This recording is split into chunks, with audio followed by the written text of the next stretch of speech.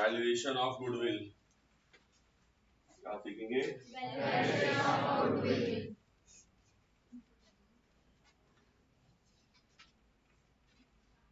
Step number 4 valuation of goodwill. सबसे पहला goodwill. चलो गुडविल के बारे में क्या जानते हो? What is a goodwill? Reputation.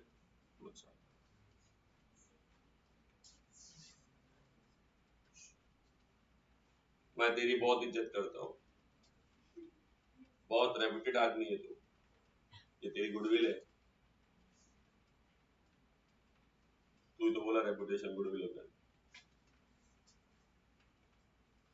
और कोई?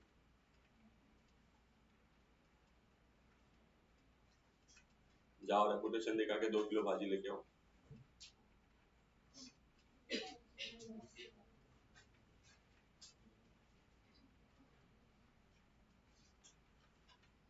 अकाउंट्स कभी पढ़ा है क्या?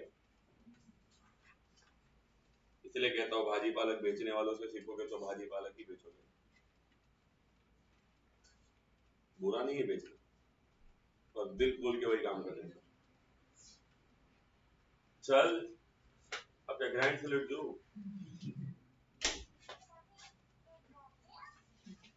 इसका पिकाचू बज रहा।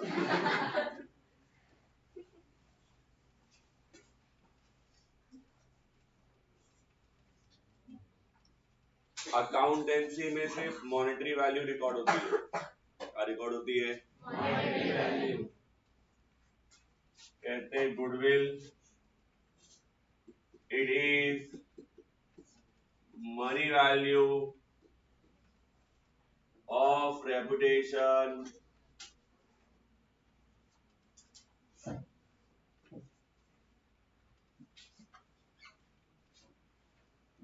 of the firm।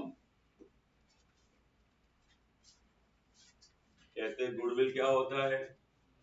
Money value होता है of reputation of the firm.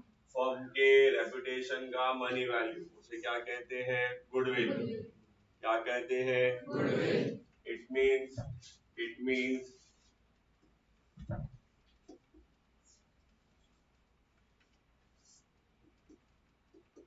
efforts value, या ऐसा कहो past efforts to make business profitable। ये वो पैसा है जो ये बताता है कि आज ये बिजनेस प्रॉफिटेबल है तो उसके पीछे कितनी मेहनत लगी है। आज एक मेहनत क्रिएट होने की वजह से, आज एक एफर्ट्स होने की वजह से ये इस बिजनेस को प्रॉफिटेबल है। फॉर एग्जाम्पल ए और बी इस बिजनेस के पहले के पार्टनर थे। सी नया पार्टनर है। सी आते टाइम क्या एसेट लायबिलिटी को देख के कैपिटल तो देगा, लेकिन क्या इस बिजनेस में सिर्फ एसेट और लायबिलिटी ही है क्या? क्या सिर्फ फैन, बिल्डिंग, बेंचेस, बोर्ड यही सब है जो दिख रहा है? क्या वही है? नहीं, इसके साथ एक चीज और है, बना बनाया मार्केट। जब इन्होंने इस बिजनेस को शुरू किया होगा इनके पास एक भी कस्टमर नहीं थे, जीरो से शुरू किया था। लेकिन जब आज सी आएगा तो सी को ऑलरेडी बना बनाया 60-70 बच्चों का बैच मिल जाएगा बिना कोई दिक्कत लिए। यस और नो? इसमें उसका कोई कंट्रीब्यूशन है क्या? है क्या? नहीं। मस्त सेटअप बिजनेस जो पहले से बना तैयार रेडीमेड बिजनेस है उसमें उड़ी मार देने का, कोई एफर्ट लेने का जरूरत ही नहीं है। हाँ या नहीं? या तो आप किसी जीरो वाले बिजनेस में पैसा डालो रिस्क के साथ कि चला तो ठीक, नहीं तो डूब जाएगा। या फिर आप ऐसा करो कि किसी ने बिजनेस अच्छे से बना लिया रे, जिसके पास 1000-1500 कस्टमर हो गए रे, अपन उस बिजनेस में पैसा डालने का, तो अपने को बना बनाया बिजनेस मिलेगा, पहले दिन से प्रॉफिट खाने को मिलेगा। क्या ये पहले दिन से जो प्रॉफिट खाने को मिलेगा इसमें आपका कोई एफर्ट है? नहीं। क्या कोई व्यक्ति जिसने ये पूरा एफर्ट डाला वो फुकट में अपना एफर्ट किसी को खाने को देगा क्या? नहीं। देगा क्या? नहीं। देगा क्या? नहीं। नहीं देगा। इसीलिए क्या करते हैं, जब कभी एडमिशन का टाइम आता है तो ओल्ड पार्टनर्स कैपिटल के अलावा, कैपिटल को छोड़ के आने वाले पार्टनर से अपने एफर्ट का भी पैसा मांगते हैं। क्या मांगते हैं? अपने एफर्ट का पैसा, कि भाई हमने इस बिजनेस को जीरो से इस लेवल तक लाया है, आया नहीं, जा बेटे बिटाए आपको इतना तो कमाने को मिलेगा ही मिलेगा, गारंटेड। तो वो प्रॉफिटेबिलिटी जो हमने क्रिएट की है वो हमारा एफर्ट है, वो हमारा क्या है? एफर्ट। हमको उसका हिस्सा अलग से चाहिए, उसके लिए भी तो पैसा चाहिए ना। हाँ या नहीं? नहीं समझा? कोई रेपुटेशन नहीं है, साफ साफ बात है। बिजनेस प्रॉफिटेबल है तो प्रॉफिट बिना एफर्ट के तो आया रहेगा ही। तो जिन्होंने भी इस बिजनेस को उस लेवल तक लाया है वो अपने इस एफर्ट का क्या मांगेंगे? कॉम्पनसेशन मांगेंगे ना। हाँ या नहीं? तो कभी भी जब कभी एडमिशन होगा तो जो ओल्ड पार्टनर हैं बिजनेस के वो आने वाले इनकमिंग पार्टनर से क्या मांगेंगे? Extra amount. क्या मांगेंगे? Extra amount in the name of goodwill, in the name of goodwill. हाँ या नहीं? अब देखो ये एक परसेप्शन ही है कि किसी बिजनेस का गुडविल उसकी प्रॉफिटेबिलिटी से तय होता है। टाटा अच्छी कंपनी की बेकार कंपनी है, कैसे पता चला? बहुत साल से चल रही है, प्रॉफिट कमाती है, मतलब अच्छी कंपनी। हाँ या नहीं? रिलायंस अच्छी कंपनी की बुरी कंपनी? अच्छी कंपनी। इन्वेस्टर्स की नजर से सोचो, पॉलिटिकल नजर से नहीं। हाँ या नहीं? अच्छी कंपनी। क्यों? क्योंकि प्रॉफिट कमा के देती है। महिंद्रा एंड महिंद्रा अच्छी कंपनी की बुरी? अच्छी, प्रॉफिट कमा के देती है। मार्केट में गुडविल उनका ही होता है जिनका क्या होता है? प्रॉफिटेबिलिटी। क्या होता है? प्रॉफिटेबिलिटी। इसीलिए एफर्ट्स की बात जब की जाती है कि किस बिजनेस ने कितना एफर्ट किया है तो उसके प्रॉफिटेबिलिटी को देख के कंफर्म किया जाता है कि उसका क्या रेपुटेशन है। यस और no? It is not just a reputation, it is the monetary value of that reputation, monetary value of the reputation। Accountancy में इमोशंस के लिए जगह नहीं है, ये इसका लिमिटेशन है। अकाउंटेंसी में सिर्फ और सिर्फ मॉनेटरी वैल्यू रिकॉर्ड होती है। क्या रिकॉर्ड होती है? Monetary value. अभी मैं ही बोलूं, अगर ये इसने कहा कि गुडविल का मतलब होता है रेपुटेशन, हाँ या नहीं? मतलब रेपुटेशन का मतलब उसकी मार्केट में इज्जत। तो अगर मैं कहता हूँ इसकी गुडविल 10 रुपए की है तो इसकी इज्जत 10 रुपए की। 10 रुपए में किसी की इज्जत खरीद लोगे? फालतू बकवास करते हो। सुनने में भी कितना ऑकवर्ड लगता है। अंडरस्टूड और not? Not a reputation, monetary value of that reputation. Yes और नो? अंडरस्टूड और नॉट? नहीं समझा? जब मैं कहता हूँ कि यार भाई इसकी गुडविल 10 रुपए का है, मतलब क्या है कि इसके नाम पे कोई 10 रुपया ही देगा, 10 से ज्यादा देने वाला। अंडरस्टूड और नॉट? आया नहीं? ऊपर वाले के नाम से दे दे, अभी क्या ऊपर वाले का रेपुटेशन 2 रुपए का ही है क्या? यस और नो? पर इस व्यक्ति को देख के हम उतना ही रुपया दे सकते हैं। आया नहीं? आया नहीं? नहीं समझा? तो गुडविल क्या है हमारे लिए? This is what extra amount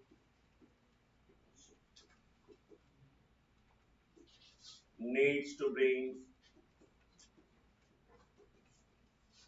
by incoming partner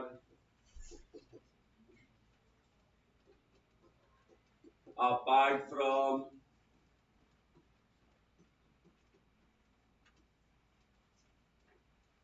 his capital contribution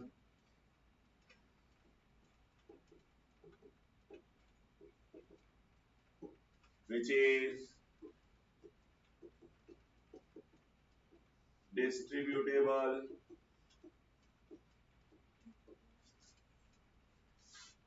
among old partners according to their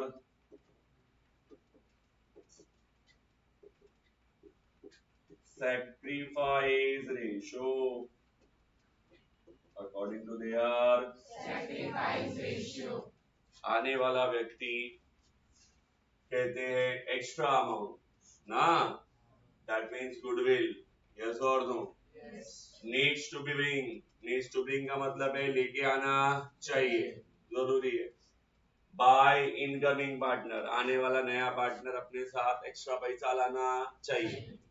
extra पैसा बोला तो apart from the capital, capital के अलावा, कैपिटल के अलावा, यस और नो, yes, उसने एक्स्ट्रा पैसा लाना चाहिए।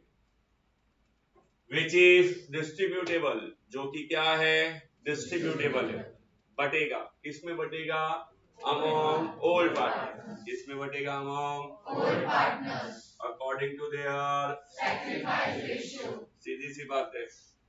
क्या है, नया पार्टनर जब बिजनेस में आएगा तो ओल्ड पार्टनर्स के किस चीज में वो पार्टिसिपेट करेगा, प्रॉफिट शेयरिंग में, किसमें, profit sharing, तो जो प्रॉफिट अर्न करने का हमारा कैपेसिटी था उसमें अब तू भी हिस्सा लेगा, हाँ या नहीं, तो जितना हिस्सा तू लेगा उतने हिस्से का प्रॉफिटेबिलिटी का पैसा तो भरना पड़ेगा ना, यस और नो, yes, किसको देना पड़ेगा, ओल्ड पार्टनर्स।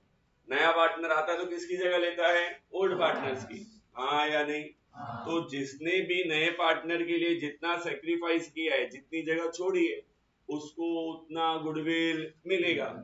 मैंने एग्जांपल के तौर में बताया था कि काका मामा का लड़का आ रहा है, माँ ने दोनों लड़कों को बोला कि देखो उसके साथ अच्छा व्यवहार करना और उसको अपने साथ रखना। एक ने मुंह टेढ़ा कर लिया, अरे कुछ नहीं, मैं नहीं, तुमको लाड़ प्यार है तो तुम देखो, मैं उसको कुछ देने वाला, तो मामा का लड़का कुछ लेके आएगा तो उसको देगा क्या, वो देखेगा पहले दिन से मुंह टेढ़ा करके बैठा है, काय को देगा, यस और नो, अंडरस्टूड, जिसने उसके लिए सैक्रिफाइस किया उसको ही देगा, हाँ या नहीं, दोनों करेंगे तो दोनों को देगा, हाँ या नहीं। जिस तरीके से लोग नए पार्टनर के लिए ओल्ड पार्टनर सैक्रिफाइस करेंगे प्रॉफिट का, उसी के हिसाब से ओल्ड पार्टनर नए पार्टनर को गुडविल देगा। क्यों, क्योंकि अल्टीमेटली प्रॉफिटेबिलिटी का ही तो खेल है, नया वाला प्रॉफिट लेने आ रहा है, पुराने वाले प्रॉफिट छोड़ने वाले, तो जितना छोड़ने वाले प्रॉफिट उतने का हिस्सा तो लेना पड़ेगा, यस और नो, yes, अंडरस्टूड और नॉट, नहीं समझा, समझा,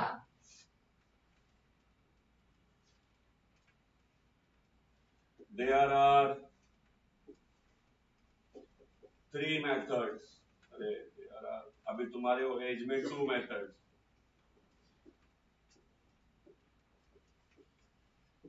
of valuation,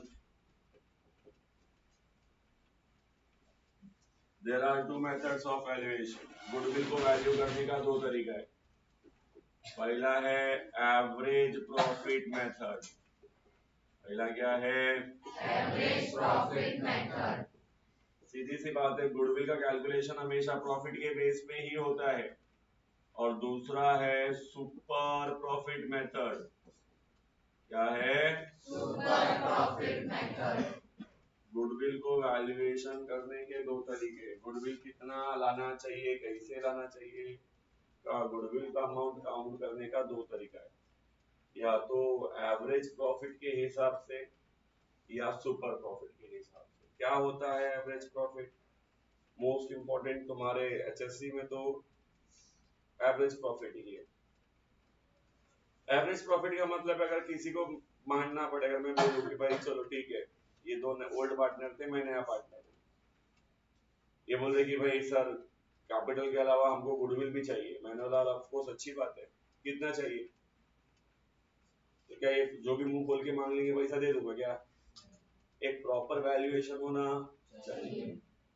गुडविल का क्या मांग रहे हो, गुडविल का मतलब है आपने बिजनेस को प्रॉफिटेबल बनाया, हाँ या नहीं, इसका मतलब है प्रॉफिट के हिसाब से पैसा देना चाहिए, हाँ या नहीं, तो 4-5 साल का एक एवरेज ले लो, हाँ या नहीं, 4-5 साल का average, और उसके हिसाब से डिसाइड करेंगे। Yes or no? Yes. Simply, when goodwill is decided by aggregating or average of last 2, 5, 10 years, जैसा भी डिसाइडेड ईयर है, हाँ या नहीं, उनके बेस पे जब काउंट होएगा तो उसको बोलते हैं एवरेज प्रॉफिट मेथड। क्या बोलते हैं? Average profit method. मैं अभी फॉर्मूला भी सिखाऊंगा। गुडविल के लिए एक और चीज लिखना था, भूल गया था, यहाँ लिख देता हूँ। It is what intangible asset. It is what intangible asset. क्यों सर?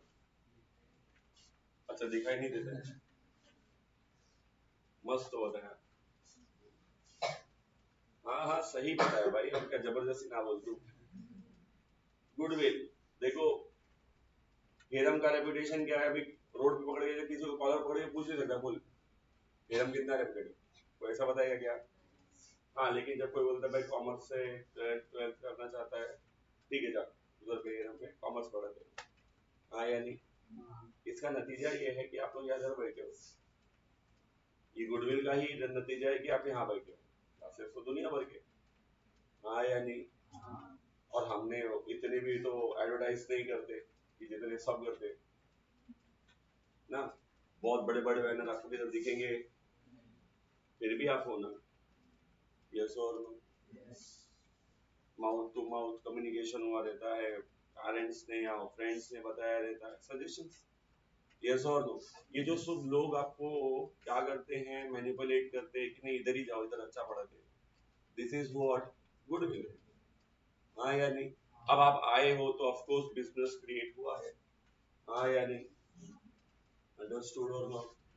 तो अगर बहुत ज्यादा एफर्ट ले ना लेकर भी अच्छा खासा रिटर्न अवेलेबल है, it means you have a goodwill in the market, हाँ या नहीं? जिससे आपको एक रेगुलर प्रॉफिट अर्न करने का मौका मिलता है। ये बिना एफर्ट के तो नहीं आया, ऑफ कोर्स पास्ट एफर्ट है तभी ये आ जा रहा है। यस और नो? अंडरस्टूड और नॉट? तो अगर किसी ने कहा कि इस बिजनेस की, कोई आया फॉर एग्जांपल इस क्लास को खरीदने को और उसने पूछा कि चलो इसकी कितनी वैल्यूएशन की है, तो वैल्यूएशन में यहाँ पे जो प्रॉपर्टी दिख रही है उसकी तो वैल्यूएशन होगी, प्लस इस प्रीमाइसेस को अब एक स्पेसिफिक लोकेशन बना दिया गया है। एक इसका इंपॉर्टेंस ये है कि लोग को मालूम है कि भाई इस लोकेशन पे ये क्लास है, एक स्ट्रेटेजिक बेनिफिट है उसका, आया नहीं? एक जियोग्राफिकल बेनिफिट है उसका, मार्केट में है, मेन प्लेस पे है, ना कि भी। यस और नो? अब बहुत सारे एडवांटेजेस हो गए जिसकी वजह से लोग यहाँ पे आते। तो अगर किसी ने इस बिजनेस को परचेस भी किया तो उसको बैठे बिठाए आराम से 200-250 स्टूडेंट ऐसे ही मिल जाएंगे। जब तक पब्लिक को समझेगा कि बिजनेस जा चुका है, तब तक तो कम से कम 3-4 साल वो कमा ही लेगा, हाँ या नहीं? अंडरस्टूड और नॉट? नहीं समझा?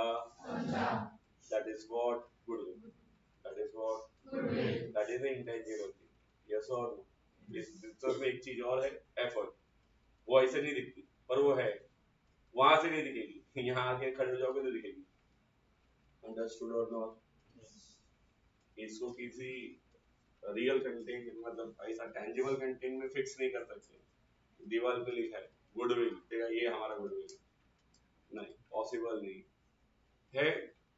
वो अर्निंग में दिखता है, और उसे आप अगर कहो कि रियलिस्टिक बेस पे कि भाई टेंजिबल ही दिखे तो पॉसिबल। क्लियर?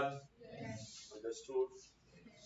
चलो मेथड, पहला मेथड है एवरेज प्रॉफिट मेथड। क्या है? Average profit method.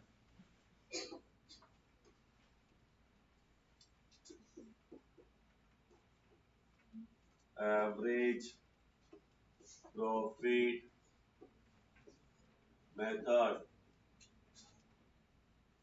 यहाँ पे ना कैलकुलेशन सिंपल से दो से तीन स्टेप में होता है। Step number 1, first we are going to calculate average profit. पहला हम क्या निकालते हैं?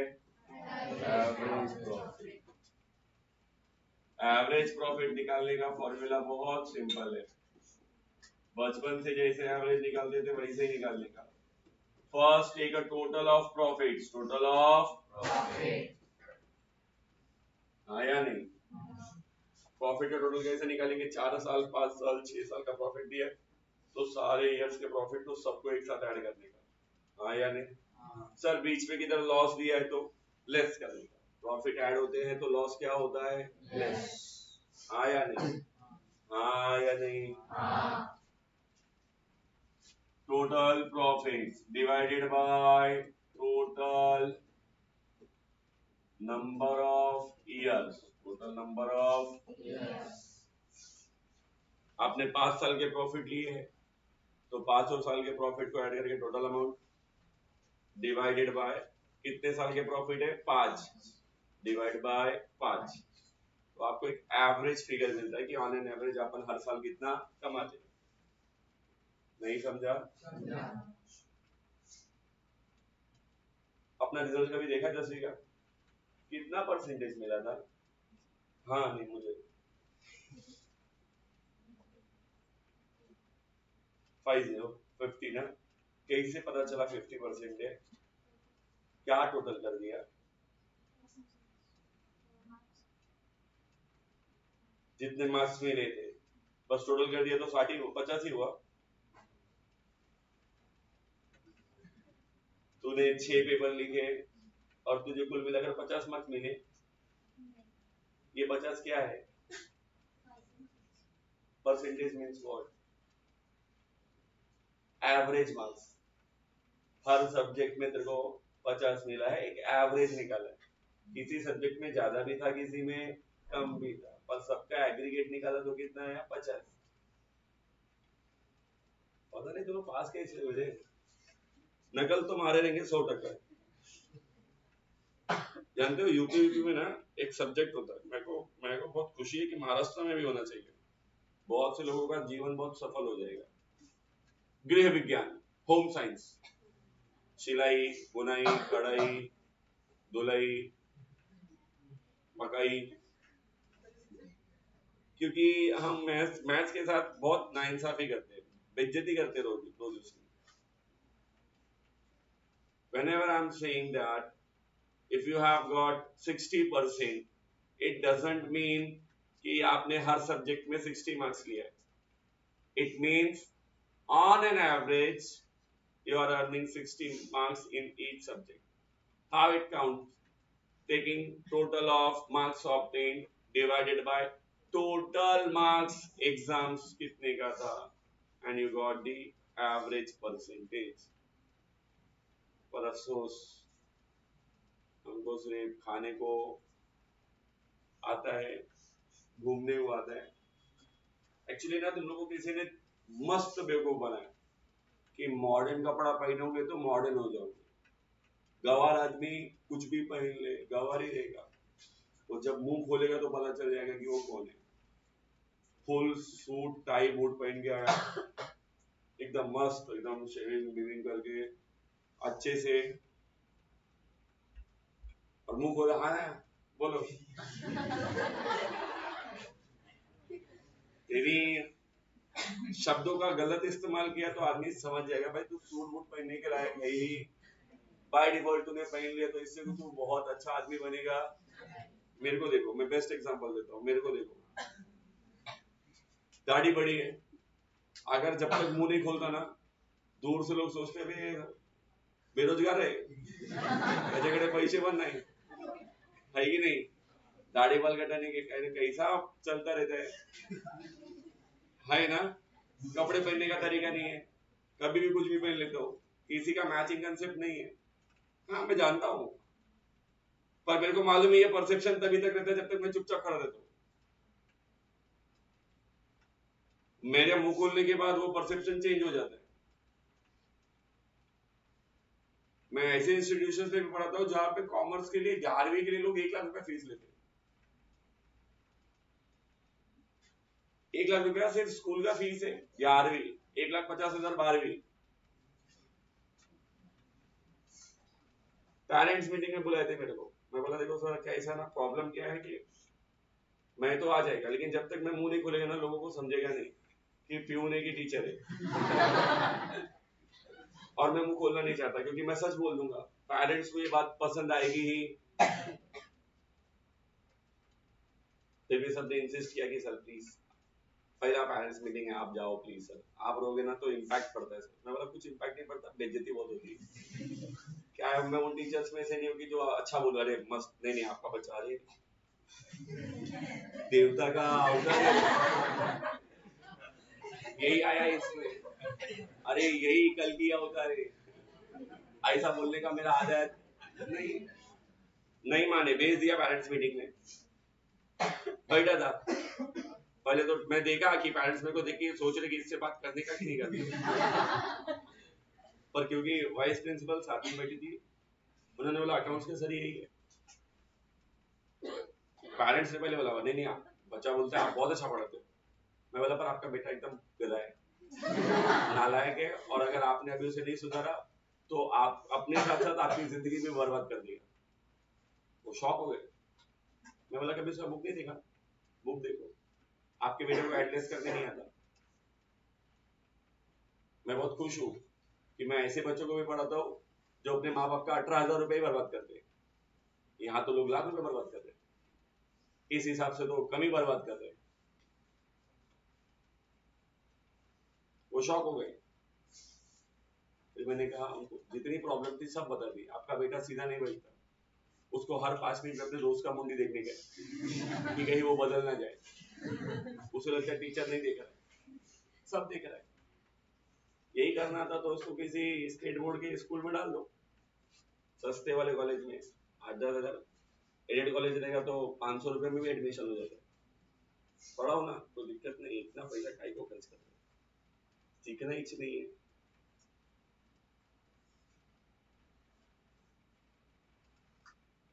तो टेंशन में आ गए, बोलते सर अपना नंबर दो। थैंक यू सर, आपने अच्छा बताया, मेरे को तो पता ही नहीं था कभी ऐसा है। बोला जाओ उसको घर पे टेबल पूछो, वो टेबल पे खड़ा हो जाएगा, बोलेगा यही टेबल है 12 का टेबल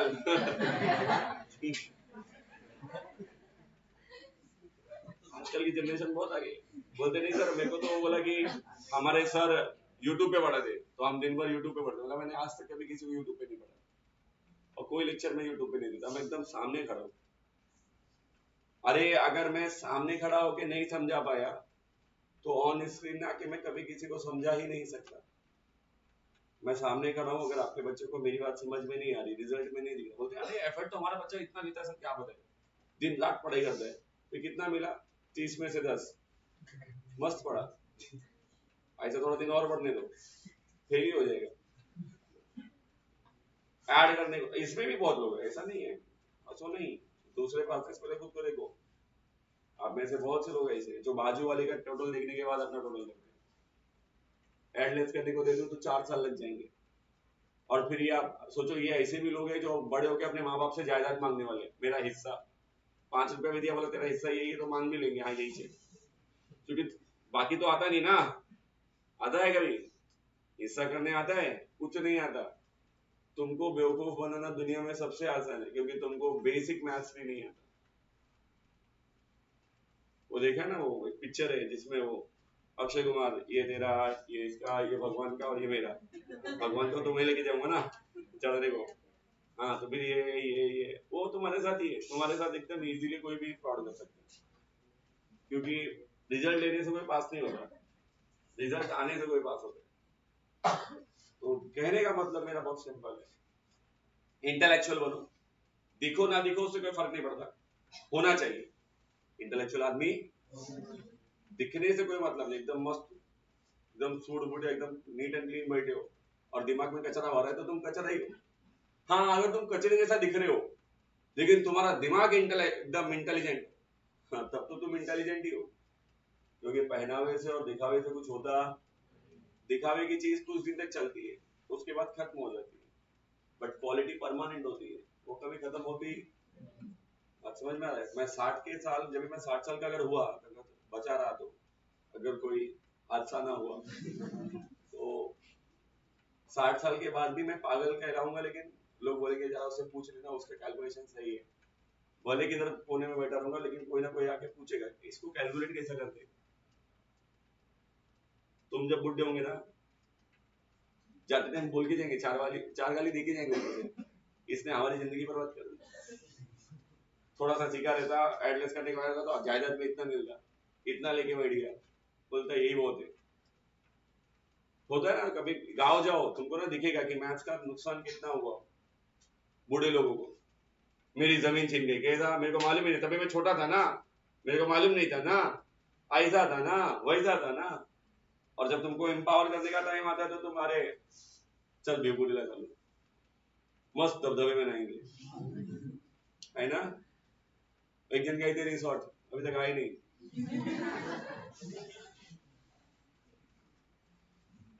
चलिए कोई बात नहीं।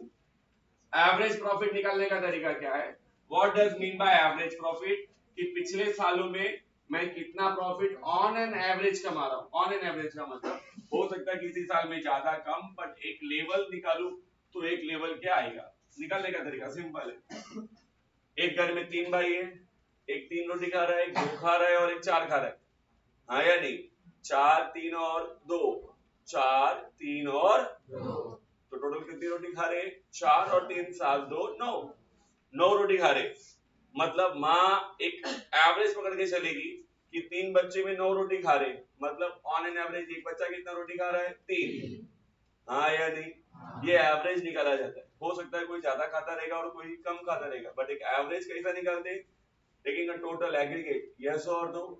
So take first total of profits and divide by total of numbers. Yes or no? You will get average profit. Step number 2. Step number 2. Calculation of goodwill. It's very simple. आपको एक बार ये पता चल गया कि हम एवरेज कितना कमाते हैं, तो सबसे पहले उस एवरेज प्रॉफिट को लेने का,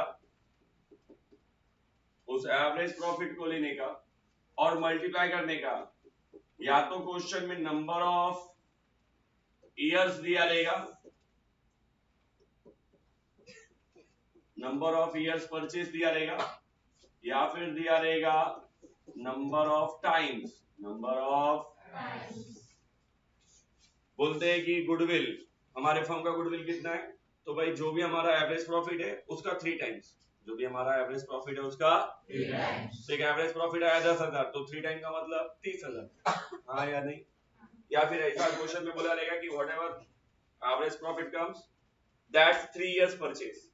3 इयर्स परचेज मतलब considering 3 years, considering what 3 years. तो आपने जो निकाला है वो एवरेज 1 साल का होता है, यस और नो? ऐसा 3 साल का प्रॉफिट हमको गुडविल में चाहिए, यस और नो? अंडरस्टूड? तो ये तो जो गुडविल निकालोगे ये पूरे फर्म का गुडविल होगा। किसका गुडविल होगा? पहला एवरेज प्रॉफिट लिया, फर्म का ही था, उसमें कितने साल कंसीडर करना है, कितना टाइम कंसीडर करना है वो लिया, तो अभी जो गुडविल मिल रहा है ये तो पूरे फर्म का है। सबसे इंपॉर्टेंट चीज लास्ट स्टेप में है, step number 3, calculation of incoming partners share in goodwill. तो आने वाला पार्टनर कितना पैसा लेके आएगा? पहला तो ये निकाला कि फर्म का गुडविल कितना है, हाँ या नहीं? अब इसमें से नया वाला क्या लाएगा?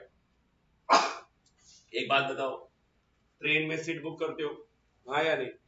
अगर ट्रेन में 70 सीट है, तुमने उसमें से 30 सीट बुक की, तो पैसा कितने का दोगे? 30 का दोगे कि 70 का दोगे? जितना सीट आप अपने लिए रिजर्व करोगे उतने का ही पेमेंट करोगे ना, हाँ या नहीं? तो बिजनेस में इनकमिंग पार्टनर जितने शेयर के लिए आ रहा है वो उतने ही शेयर का क्या देगा? गुडविल, हाँ या नहीं?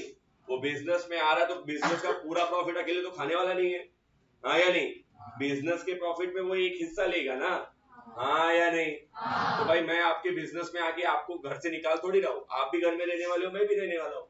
अब जो कमाई होगी उसमें मैं हिस्सा लूंगा, तो जितना मैं हिस्सा गुडविल, मैं जितना हिस्सा प्रॉफिट में लूंगा गुडविल उतने हिस्से का ही दूंगा ना, हाँ या नहीं? मैंने पूरा बिजनेस कैप्चर नहीं किया, मैंने बिजनेस का सिर्फ एक पोर्शन कैप्चर किया, तो जितना पोर्शन मैं कैप्चर कर रहा हूँ मैं उतना गुडविल ही दूंगा। तो whatever goodwill comes for the entire firm is not a liability of a new partner. New partner is only liable for that portion of goodwill which he acquired from the old partners. Understood or not? सो कैसा निकालने का? It's very simple, goodwill of incoming partner ना, yes और no? Share in goodwill, आने वाले partner का goodwill में कितना हिस्सा है, दैट्स वेरी इंपॉर्टेंट। क्या करने का? पहला क्या लेने का? गुडविल। क्या लेने का? पूरे फर्म का, हाँ या नहीं? उसमें मल्टीप्लाई करने का incoming partners share in profit, incoming partners share in भाई मेरे को प्रॉफिट में जितना हिस्सा मिलने वाला है मैं गुडविल का उतना ही पैसा दूंगा। पूरा प्रॉफिट मेरे को मिलने वाला है क्या? अभी नहीं। मेरे को आप एक हिस्सा दोगे ना, तो मैं भी आपको गुडविल का सिर्फ उतना ही हिस्सा दूंगा, हाँ या नहीं? Goodwill is the value of profit ना, यस और no? That efforts which made business profitable, तो आप उसी का पैसा मांग रहे हो। ऑफ कोर्स आपका बिजनेस प्रॉफिटेबल हुआ, प्रॉफिट कमा रहा है, मैं उसी का पैसा आपको देने वाला हूँ, तो पर मैं उतना ही दूंगा ना जितना मैं आपसे ले रहा हूँ। मैं आपके प्रॉफिट का 1/4 शेयर लेना चाहता हूँ, तो मैं आपको गुडविल में कितना दूंगा? पूरे फर्म के गुडविल का 1/4 ही दूंगा, क्योंकि मैं उतना ही प्रॉफिट आपसे लेने वाला हूँ। ट्रांजेक्शन है ना, खरीदी बिक्री है, यस और नो?